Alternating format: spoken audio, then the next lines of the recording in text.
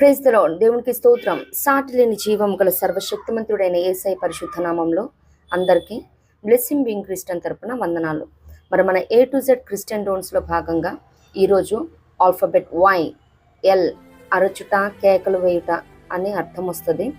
మరి దీనికి కీవర్డ్స్గా యెహోషువ గ్రంథము 6వ అధ్యాయము 20వ వచనం. యాజకులు బూరలు ఊదగా ప్రజలు కేకలు వేసిరి. ఆ బూరల ధ్వని వినినప్పుడు ప్రజలు ఆర్భాటంగా కేకలు వేయగా ప్రాకారము కూలెను. ప్రజలందరూ తమ ఎదుటికి చక్కగా పట్టణ ప్రాకారం ఎక్కి పట్టణమును పట్టుకునేది. దేవునికి స్తోత్రం. మరి కేకలు చూసినట్లయితే చాలా రకాల కేకలు ఉన్నాయి. మరి పరిశుద్ధ గ్రంథంలో కూడా చూడగలుగుతాము. మామూలు మన నిత్యవారి జీవితంలో కూడా అరుపులు కేకలు అనేవి ఉంటాయి. మరి అవి కూడా చాలా డిఫరెంట్గా ఉంటాయి అన్నమాట. విజయంతో వేసే కేక వేరు, వినోదంతో, అలాగే విషాదంలో విచారంలో ఉన్నప్పుడు వేసే కేక వేరు, అవసరంలో ఉన్నప్పుడు ఆవేశంలో ఉన్నప్పుడు ఎవరైనా పిలిస్తే వినపడినప్పుడు కేకేస్తాం కదా, అరుస్తాము. మరి గోల చేసి ఈలలు వేస్తూ ఆ కేకలు వేరు. కుటుంబాలలో గొడవలు వచ్చినప్పుడు తగాదాలప్పుడు కుళాయిల దగ్గర ఈ కేకలు వేరు, అరుపులు వేరు. క్రైస్తవులు ఎవరు కూడా ఇటువంటి కేకలు వేయకూడదు. మన పరిశుద్ధ గ్రంథంలో చూసినట్లయితే అనేకమైన రకాల కేకలు, అనేక మంది వ్యక్తులు మరి అక్కడ కేక వేయటం మనం చూస్తూ ఉంటాం. ఇప్పుడు ఏదైతే మనం కీవర్డ్స్ చదువుకున్నామో యెహోషువ గ్రంథంలో అక్కడ పల్లుకు పార ఏమాత్రం లేకుండా మరి ఎరుకో పట్టణస్తులైతే ఎరుకో గోడను చూసుకొని చాలా అతిశయంగా ఫీల్ అవుతారంట. ఆ గోడల మీద రథాలు ఏనుగులు నడుస్తాయంట, అంత వెడల్పుగా ఉంటాయంట గోడలు. ఏమాత్రము కూడా ఎటువంటి సాధనాలు పరికరాలు ఉపయోగించకుండా మరి కేవలం ఆర్భాటంతో కేకలు వేసినప్పుడు ఆ బూరల ధ్వని వల్ల మరి గోడలు కూలిపోవటం మనం చూస్తూ ఉంటాము. మనం కూడా కేక వేస్తున్నామంటే పరిశుద్ధాత్మ దేవునికి మనం మొరపెడుతున్నప్పుడు మనం ఏదైతే అవసరంలో అక్కరతలో ఉన్నామో నిత్యముగా అడ్డుగా ఉన్న ప్రతి విధమైన ప్రాకారం కూలినట్లు కేక వేయదుముగాక. అంతేగాని ఇంట్లో కొట్లాడుకుంటూ అవి విసిరేసుకుని ఇది విసిరేసుకుని మరి క్రైస్తవ కుటుంబాల నుంచి ఇటువంటి కేకల అరుపులు రాకూడదు యేసు నామములో. ఆమేన్. నువ్వు కేకేసావంటే అది నిత్యముగా అడ్డుగా ఉన్న ప్రాకారము కూలిపోవునట్లు కేక వేయాలి. అలాగే మరి ప్రైజ్ అండ్ జాయ్లో మరి సంతోషంతో కేకలు వేస్తారు. దేవుని స్తుతించేటప్పుడు కేకలు వేస్తారు. మన కీర్తన గ్రంథంలో చూస్తే అనేకమైన వచనాలు, చరణాలు మనం చూడగలుగుతాం. అలాగే ప్రకటన గ్రంథం 19:1 చూస్తాం కదా, అటు తరువాత బహుజనుల శబ్దము వంటి గొప్ప స్వరము పరలోకమందు ఇలాగూ చెప్పగా వింటిని, ప్రభువుని స్తుతించుడి, రక్షణ మహిమ ప్రభావమును మన దేవునికే చెల్లును. దేవునికి స్తోత్రం. మరి అక్కడ కూడా గొప్ప శబ్దం వినపడటం మనం చూస్తూ ఉంటాం అన్నమాట. అలాగే మరి సంతోషం విజయంతో వేసే కేక మనం ఇప్పుడు చదువుకున్నాం కదా. అలాగే మరి కీర్తన 47:1 చరణంలో కూడా మనం చూడగలుగుతాం. స్పిరిచువల్ వార్ఫేర్లో ఉన్నప్పుడు కూడా గట్టిగా కేక వేస్తారు కదా. మరి యుద్ధంలో ఉన్నప్పుడు కాముగా అయితే ఎవరు యుద్ధం చేయరు కదండి. వారికి ఊపు రావటాన్ని, ఇప్పుడు కబడ్డీ ఖోఖో ఇలాంటివి ఆడేటప్పుడు వాళ్ళు కేకలేస్తూ ఉంటారు, వారికి ఎనర్జీ బూస్టప్ అవ్వటం కోసం. కానీ వారికి వారే ఎంకరేజ్ చేసుకుంటున్నట్టు. అంత మాత్రమే కాదు, ఎవరైనా ప్లే చేస్తున్నప్పుడు ఆడుతున్నప్పుడు మరి పక్కన ఉన్న వాళ్ళు కూడా చప్పట్లు కొడుతూ కేకలు వేసి వాళ్ళని ఎంకరేజ్ చేస్తూ ఉంటారు. మరి ఆ రీతిగా మనం కేక వేస్తున్నామంటే మరి ఇతరులను భయపెట్టేటట్టు బాధ పెట్టేటట్టు ఉండకూడదు, కానీ ఇతరులను ఎంకరేజ్ చేస్తున్నప్పుడు కూడా మన కేక ఉండాలి.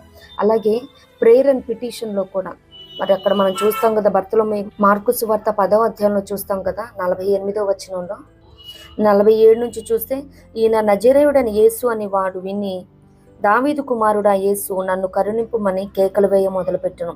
ఊరకుండుమని అనేకులు వానిని గద్దించిరు, కానీ వాడు దావీదు కుమారుడా నన్ను కరుణించుమని మరీ ఎక్కువగా కేకలు వేసెను. అప్పుడు యేసు నిలిచి వానిని పిలువుడని చెప్పగా వారు ఆ గుడ్డి వానిని పిలిచి, మరి దేవుడు సాక్షాత్ యేసయ్య వెళ్తున్నప్పుడు గుడ్డి భిక్షకుడు బర్తలోమెయి అరుస్తా కేకలు వేస్తా ఉన్నాడు. మరి ఆపు అని చెప్పినా కానీ మరి ఏమాత్రము ఆపలేదు సరికదా, మరింత బిగ్గరగా కేక వేశాడు. మనం కేక వేస్తున్నామంటే ఇతరులకు ఇబ్బందికరంగా అభ్యంతరకరంగా కాదు, కానీ అద్భుతం జరగాల యేసునామంలో. అటువంటి రీతిగా కేక వేయబత్తులు మనం స్వస్థత కార్యాన్ని తను పొందుకున్నాడు. యేసయ్య మరి తన స్కెడ్యూల్ ప్రకారం వెళ్తా ఉన్నారు. అయినప్పటికీ ఆగి నిలిచి పిలిచి స్వస్థతనిచ్చాడు. దేవుని స్తోత్రం. అలాగే డివైన్ ఎన్కౌంటర్ అప్పుడు, దేవుని ప్రత్యక్షతప్పుడు కూడా అరుస్తారు. లేవియా కాండము 9వ అధ్యాయం 24, యెహోవా సన్నిధి నుండి అగ్ని బయలు వెళ్ళి బలిపీఠము మీదన దహన బలి ద్రవ్యమును క్రొవ్వును కాల్చివేసెను. ప్రజలందరూ దానిని చూచి ఉత్సాహధ్వని చేసి సాగిలపడిరి. దేవునికి స్తోత్రం. ప్రైజ్ అండ్ వర్షిప్లో కూడా 89వ కీర్తన 15వ చరణంలో శృంగధ్వనుల నెరుగు ప్రజలు ధన్యులు, యెహోవా నీ ముఖకాంతిని చూచి వారు నడుచుకొనుచున్నారు. దేవునికి స్తోత్రం. 100వ కీర్తనలో ఉంటది కదా, 100వ కీర్తన 1వ చరణం, సమస్త దేశములారా యెహోవాకు ఉత్సాహ ధ్వని చేయుడి. దేవునికి స్తోత్రం.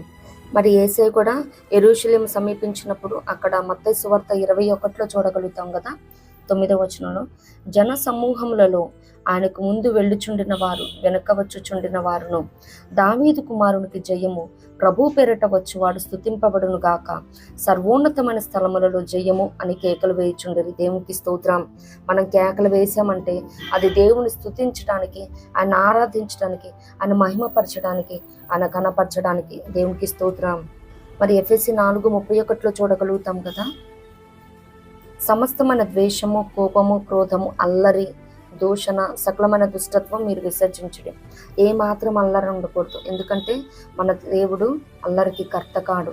సమస్తము కూడా క్రమముగాను మర్యాదగాను జరిగించాలి. అలాగే మనం కేక వేస్తున్నామంటే ఆ కేక ద్వారా అద్భుతం జరగాలి, ఆ కేక ద్వారా స్వస్థత పొందుకోవాలి, ఆ కేక ద్వారా అడ్డుగా ఉన్న సమస్తము కూల్చబడాలి, ఆ కేక ద్వారా దేవుని ఆరాధించాలి, మహిమపరచాలి, స్తోత్రించాలి. దేవునికి స్తోత్రం.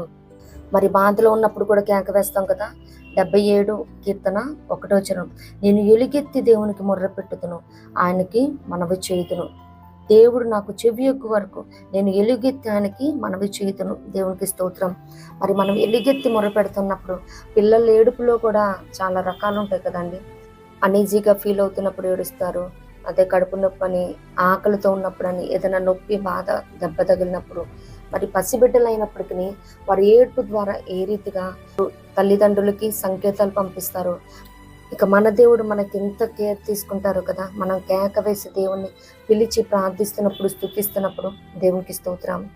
మరి అవసరం ఉన్న వేళ, అక్కరలో ఉన్న వేళ మనుషుల దగ్గరికి వెళ్ళి వాళ్ళు తలుపులు తీసిన దాకా కొట్టి అరిచి కేకలు పెట్టడం కాదు, కానీ మనుషులైతే వినిపించుకున్నట్టు ఉంటారేమో, కానీ మన దేవాది దేవునికి మనం ప్రార్థన చేసినప్పుడు ఆపత్కాలంలో మనం నమ్ముకొనదగిన సహాయకుడే ఉన్నాడు.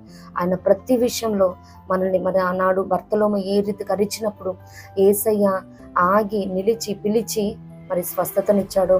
మనం కూడా కేక వేసి మరి దేవుణ్ణి పిలిచి ప్రార్థిస్తున్నప్పుడు మన ప్రతి అవసరతను దేవుడు తీర్చే దేవుడు అన్నాడు. దేవునికి స్తోత్రం.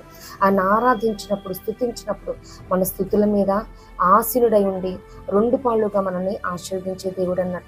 అంత మాత్రమే కాదు, అరుపులు, కేకలు ఏ క్రైస్తవ కుటుంబం దగ్గర నుంచి రాకూడదు. మరి నీతిమంతుల గుడారంలో రక్షణ కూర్చున్న ఉత్సాహ సునాదాలు మాత్రమే వినబడాలి, కానీ అరుపులు, తగాదాలు, కేకలు ఇవేమి కూడా కుటుంబం నుంచి బయటికి వెళ్ళటానికి వీల్లేదు. మన ఆపత్కాలంలో దేవుణ్ణి పిలుద్దాం, ప్రార్థిద్దాం. అలాగే అడ్డుగా ఉన్న కోటగోడలు కూల్చినట్లు ఈ స్పిరిచువల్ వార్ఫేర్లో మనకు అడ్డుకున్న ప్రతి విధమైన ప్రాకారాన్ని ప్రార్థన ద్వారా గెలిచి నిత్యముగా అద్భుతాలను, ఆశీర్వాదాలను స్వతంత్రించుకుందుము గాక. ఇట్టి కృప ప్రభు మనందరికి అనుగ్రహించును గాక. ప్రభు కృప మనందరికి తోడేండును గాక. ఆమేన్.